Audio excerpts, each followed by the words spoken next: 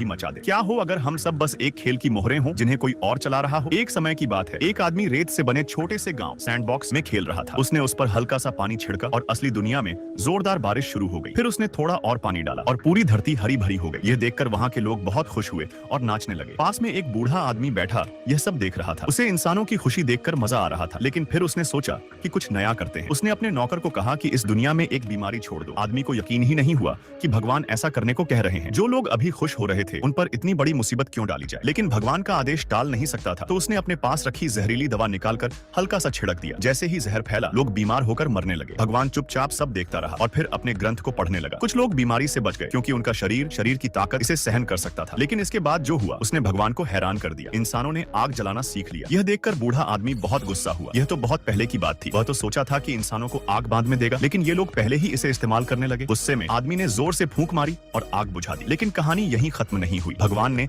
इंसानों को सबक सिखाने के लिए कहा कि उनके पीछे हाथियों का झुंड छोड़ दिया जाए। आदमी ने रेत के गांव में इशारा किया और असली दुनिया में बड़े बड़े हाथी इंसानों के पीछे दौड़ पड़े। डर के मारे इंसान अंधेरी गुफाओं में छिप गए। भगवान यह देखकर खुश हुआ और आराम करने चला गया। कुछ देर बाद जब उसने आंखें खोली तो देखा कि इंसानों ने फिर से अपनी दुनिया संवार ली है। यह देखकर वह बहुत गुस्से में आ गया। उसने कहा कि सबसे ऊंची इमारत गिरा दो। आदेश मिलते ही आदमी ने जलती हुई तीली इमारत पर फेंक दी। एक बड़ा धमाका हुआ और चारों तरफ चीख पुकार मच गई। भगवान यह देखकर खुश हुआ, लेकिन पूरी तरह संतुष्ट नहीं हुआ। उसने और जोर से फूंक मारी, जिससे आग और तेज फैल गई। वह अपनी ताकत देखकर खुश होकर नाचने लगा। जब उसने देखा कि लोग इमारत से बाहर भाग रहे हैं और दमक्कल की गाड़ियां आग बुझाने आ रही हैं, तो उसे बहुत गुस्सा आया। उसने कहा कि यह विनाश तबाही रुकना नहीं चाहिए। इसलिए उसने अपने नौकर को कहा कि एक बड़ा तूफान भेजो। आदमी ने हाथ घुमाया और देखते ही देखते बवंडर ने पूरी इमारत को निगल लिया। ऊपर जो लोग बचने की कोशिश कर रहे थे वे एक पल में गायब हो गए। भगवान ने यह सब देखा, फिर हाथ हिलाया और अपने नौकर को रुकने का इशारा किया। लेकिन यह दयालुता नहीं थी, बस दोपहर का खाना खाने का समय हो गया।